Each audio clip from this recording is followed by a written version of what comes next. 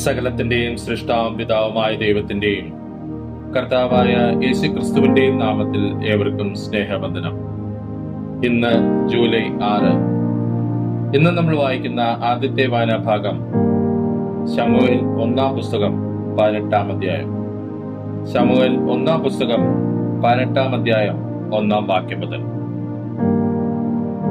അവൻ ശൗലിനോട് സംസാരിച്ചു തീർന്നപ്പോൾ യോനാഥാന്റെ മനസ്സ് ദാവീദിന്റെ മനസ്സിനോട് പറ്റിച്ചേർന്നു.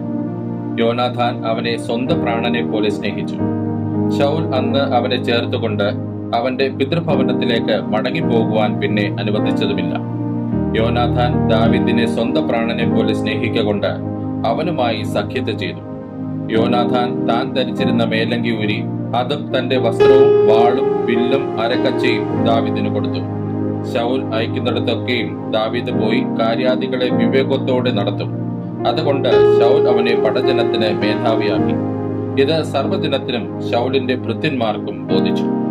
ദാവീദ് ഫെലിസ്തീനെ സംഹരിച്ച ശേഷം അവർ മടങ്ങി വരുമ്പോൾ ഇസ്രായേലി പട്ടണങ്ങളിൽ നിന്നൊക്കെയും സ്ത്രീകൾ പാടിയും നൃത്തം ചെയ്തുകൊണ്ട് തപ്പും തമ്പുരുവുമായി സന്തോഷത്തോടെ ശൗൽ രാജാവിനെ എതിരേറ്റ് ചെന്നു.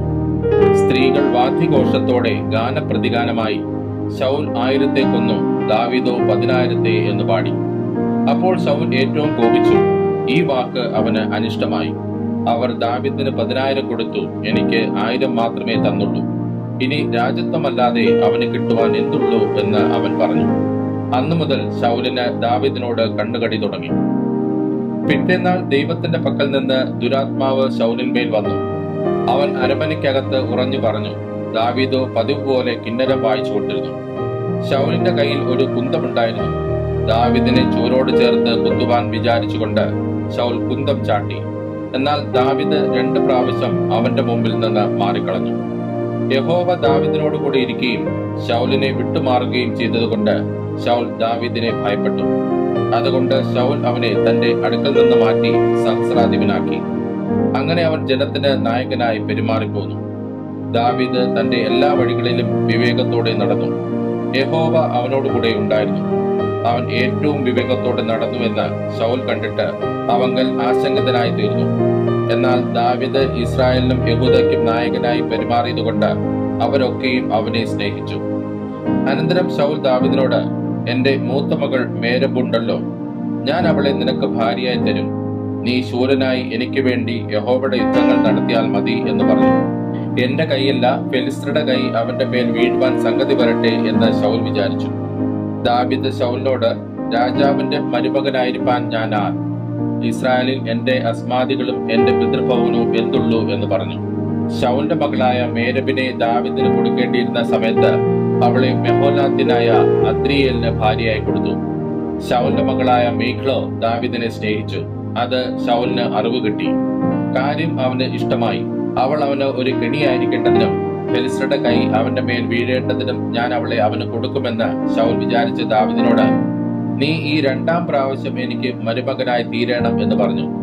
പിന്നെ ശൗൽ തന്റെ ഭൃത്യന്മാരോട്, നിങ്ങൾ സ്വകാര്യമായി ദാവീദിനോട് സംസാരിച്ച്, ഇതാ രാജാവിന് നിന്നെ പ്രിയമാകുന്നു, അവന്റെ ഭൃത്യന്മാരൊക്കെയും നിന്നെ സ്നേഹിക്കുന്നു. ആകയാൽ നീ രാജാവിന്റെ മരുമകനായി തീരണം എന്ന് പറവിൻ എന്ന് കൽപ്പിച്ചു. ശൗലിന്റെ ഭൃത്യന്മാർ ആ വാക്ക് ദാവീദിനോട് പറഞ്ഞാറേ, ദാവീദ് രാജാവിന്റെ മരുമകനാകുന്നത് അല്പകാര്യമെന്ന് നിങ്ങൾക്ക് തോന്നുന്നുവോ? ഞാൻ ദരിദ്രനും എളിയവനുമാകുന്നുവല്ലോ എന്ന് പറഞ്ഞു. ശൗലിന്റെ ഭൃത്യന്മാർ ദാവീദ് ഇപ്രകാരം പറഞ്ഞു എന്ന് ബോധിപ്പിച്ചു. അതിന് ശൗൽ, രാജാവിന്റെ ശത്രുക്കൾക്ക് പ്രതികാരമാകുവാൻ തക്കവണ്ണം ഫെലിസ്ത്യരുടെ 100 അഗ്രചർമ്മമല്ലാതെ രാജാവ് യാതൊരു സ്ത്രീധനവും ആഗ്രഹിക്കുന്നില്ല എന്നിങ്ങനെ നിങ്ങൾ ദാവീദിനോട് പറയണം എന്ന് കൽപ്പിച്ചു. ഫെലിസ്ത്യരുടെ കയ്യാൽ ദാവീദിനെ വീഴുമാറാക്കണമെന്ന് ശൗൽ കരുതിയിരുന്നു. ഭൃത്യന്മാർ ദാവീദിനോട് ഈ വാക്ക് അറിയിച്ചപ്പോൾ രാജാവിന്റെ മരുമകനാകുവാൻ ദാവീദിന് സന്തോഷമായി. അവധി കഴിയുന്നതിന് മുമ്പേ ദാവീദും അവന്റെ ആളുകളും പുറപ്പെട്ടു ചെന്ന് ഫെലിസ്ത്യരിൽ 200 പേരെ കൊന്നു. അവരുടെ അഗ്രചർമ്മം കൊണ്ടുവന്ന് താൻ രാജാവിന്റെ മരുമകനാകേണ്ടതിന് രാജാവിന് എണ്ണം കൊടുത്തു. ശൗൽ തന്റെ മകളായ മീഖളെ അവന് ഭാര്യയായി കൊടുത്തു. യഹോവ ദാവീദിനോട് കൂടെ ഉണ്ടെന്നും തന്റെ മകളായ മീഖൾ അവനെ സ്നേഹിച്ചുവെന്നും ശൗൽ കണ്ടറിഞ്ഞപ്പോൾ ശൗൽ ദാവീദിനെ പിന്നെയും അധികം ഭയപ്പെട്ടു. ശൗൽ ദാവീദിന്റെ നിത്യശത്രുവായി തീർന്നു. എന്നാൽ ഫെലിസ്ത്യ പ്രഭുക്കന്മാർ യുദ്ധത്തിന് പുറപ്പെട്ടു. അവർ പുറപ്പെടുമ്പോഴൊക്കെയും ദാവീദ് ശൗലിന്റെ സകല ഭൃത്യന്മാരെക്കാളും കൃതാർത്ഥനായിരുന്നു. അവന്റെ പേർ വിസ്തൃതമായി തീർന്നു. ഇന്ന് നമ്മൾ വായിക്കുന്ന രണ്ടാമത്തെ വായനാഭാഗം യെശയ്യാ പ്രവാചകന്റെ പുസ്തകം 62-ാം അധ്യായം. യെശയ്യാ പ്രവാചകന്റെ പുസ്തകം 62-ാം അധ്യായം 1-ാം വാക്യം മുതൽ. സിയോനെ കുറിച്ച് ഞാൻ മിണ്ടാതെ ഇരിക്കുകയില്ല, യെരുശലേമിനെ കുറിച്ച് ഞാൻ അടങ്ങിയിരിക്കുകയുമില്ല. അതിന്റെ നീതി പ്രകാശം പോലെയും അതിന്റെ രക്ഷ കത്തുന്ന വിളക്ക് പോലെയും വിളങ്ങി വരുവോളം തന്നെ. ജാതികൾ നിന്റെ നീതിയെയും സകല രാജാക്കന്മാരും നിന്റെ മഹത്വത്തെയും കാണും. യഹോവയുടെ വായി കൽപ്പിക്കുന്ന പുതിയ പേർ നിനക്ക് വിളിക്കപ്പെടും. യഹോവയുടെ കയ്യിൽ നീ ഭംഗിയുള്ള കിരീടവും നിന്റെ ദൈവത്തിന്റെ കയ്യിൽ രാജമുടിയും ആയിരിക്കും. നിന്നെ ഇനി അസൂബ എന്ന് വെച്ചാൽ തെക്ത എന്ന് വിളിക്കുകയില്ല. നിന്റെ ദേശത്തെ ശെമാമ എന്ന് വെച്ചാൽ ശൂന്യം എന്ന് പറയുകയുമില്ല. നിനക്ക് ഹെഫ്സീബ എന്ന് വെച്ചാൽ ഇഷ്ട എന്നും നിന്റെ ദേശത്തിന് ബെയൂല എന്ന് വെച്ചാൽ വിവാഹസ്ഥ എന്നും പേർ പറയും. യഹോവയ്ക്ക് നിന്നോട് പ്രിയമുണ്ടല്ലോ, നിന്റെ ദേശത്തിന് വിവാഹം കഴിയും. യൗവനക്കാരൻ കന്യകയെ വിവാഹം ചെയ്യുന്നത് പോലെ നിന്റെ പുത്രന്മാർ നിന്നെ വിവാഹം ചെയ്യും. മണവാളൻ മണവാട്ടിയിൽ സന്തോഷിക്കുന്നത് പോലെ നിന്റെ ദൈവം നിന്നിൽ സന്തോഷിക്കും. യെരുശലേമേ, ഞാൻ നിന്റെ മതിലുകളിൽ മേൽ കാവൽക്കാരെ ആക്കിയിരിക്കുന്നു. അവർ രാവോ പകലോ ഒരിക്കലും മിണ്ടാതിരിക്കുകയില്ല. യഹോവയെ ഓർപ്പിക്കുന്നവരെ, നിങ്ങൾ സ്വസ്ഥമായിരിക്കരുത്.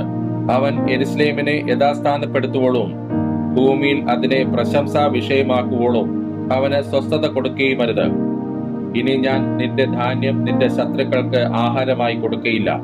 നീ അധ്വാനിച്ചുണ്ടാക്കിയ വീഞ്ഞ് അന്യജാതിക്കാർ കുടിച്ചു കളയുകയുമില്ല എന്ന് യഹോവ തന്റെ വലങ്കയും തന്റെ ബലമുള്ള ഭുജവും തൊട്ട് സത്യം ചെയ്തിരിക്കുന്നു. അതിനെ ശേഖരിച്ചവർ തന്നെ അത് ഭക്ഷിച്ച് യഹോവയെ സ്തുതിക്കും. അതിനെ സംഭരിച്ചവർ തന്നെ എന്റെ വിശുദ്ധ പ്രാകാരങ്ങളിൽ വെച്ച് അത് പാനം ചെയ്യും. കടപ്പിൻ, വാതിലുകളിൽ കൂടി കടപ്പിൻ. ജനത്തിന് വഴിയൊരുക്കുവിൻ, നികത്തുവിൻ, പെരുവഴി നികത്തുവിൻ. കല്ല് പെറുക്കിക്കളവിൻ, ജാതികൾക്കായിട്ട് ഒരു കൊടി ഉയർത്തുവിൻ.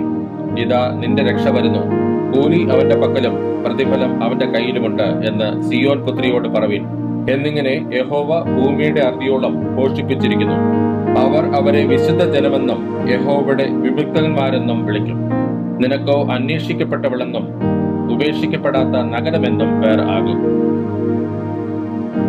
ഇന്ന് നമ്മൾ വായിക്കുന്ന മൂന്നാമത്തെ വായനാഭാഗം മത്തായി എഴുതിയ സുവിശേഷം 7-ാം അധ്യായം. മത്തായി എഴുതിയ സുവിശേഷം 7-ാം അധ്യായം 1-ാം വാക്യം മുതൽ. നിങ്ങൾ വിധിക്കപ്പെടാതിരിക്കേണ്ടതിന് വിധിക്കരുത്.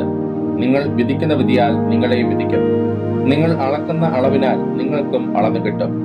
എന്നാൽ സ്വന്തം കണ്ണിലെ കോൽ ഓർക്കാതെ സഹോദരന്റെ കണ്ണിലെ കരട് നോക്കുന്നത് എന്ത്?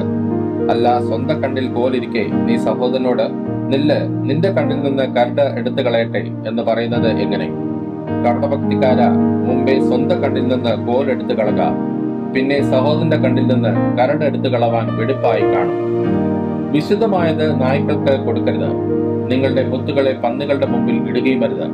അവ കാൽ കൊണ്ട് അവയെ ചവിട്ടുകയും തിരിഞ്ഞ് നിങ്ങളെ ചീന്തിക്കളയുകയും ചെയ്യുവാൻ ഇടവരുത്. യാചിപ്പിൻ, എന്നാൽ നിങ്ങൾക്ക് കിട്ടും. അന്വേഷിപ്പിൻ, എന്നാൽ നിങ്ങൾ കണ്ടെത്തും. മുട്ടുവിൻ, എന്നാൽ നിങ്ങൾക്ക് തുറക്കും. യാചിക്കുന്ന ഏവനും ലഭിക്കുന്നു, അന്വേഷിക്കുന്നവൻ കണ്ടെത്തുന്നു, മുട്ടുന്നവന് തുറക്കും.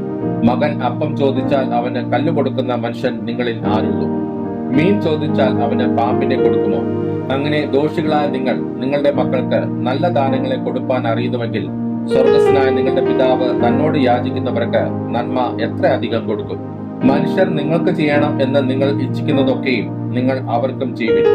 ന്യായപ്രമാണവും പ്രവാചകന്മാരും ഇത് തന്നെ. ഇടുക്കുവാതിലൂടെ അകത്ത് കടപ്പിൻ. നാശത്തിലേക്ക് പോകുന്ന വാതിൽ വീതിയുള്ളതും വഴി വിശാലവും അതിൽ കൂടി കടക്കുന്നവർ അനേകരും ആകുന്നു.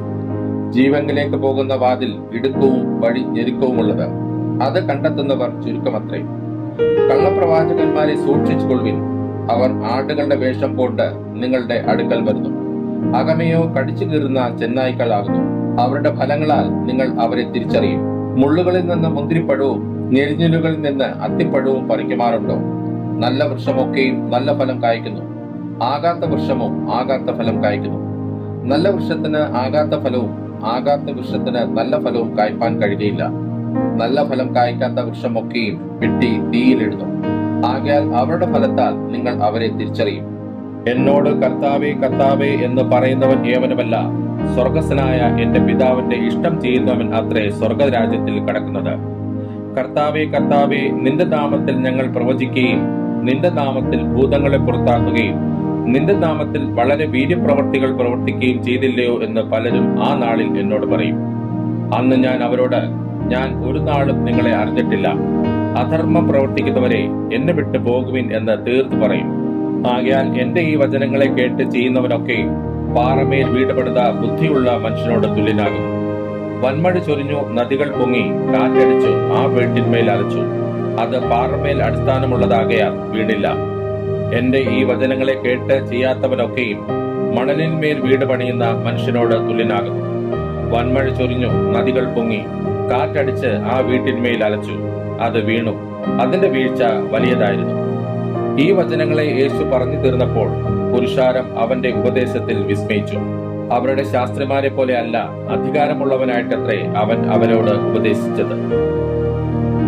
ഇന്ന് നമ്മൾ വായിച്ചു കേട്ട ഈ വേദഭാഗങ്ങളാൽ പിതാവായ ദൈവത്തിൽ നിന്നും കർത്താവായ യേശുക്രിസ്തുവിൽ നിന്നും ഏവർക്കും കൃപയും കനിവും സമാധാനവും ഉണ്ടാകട്ടെ.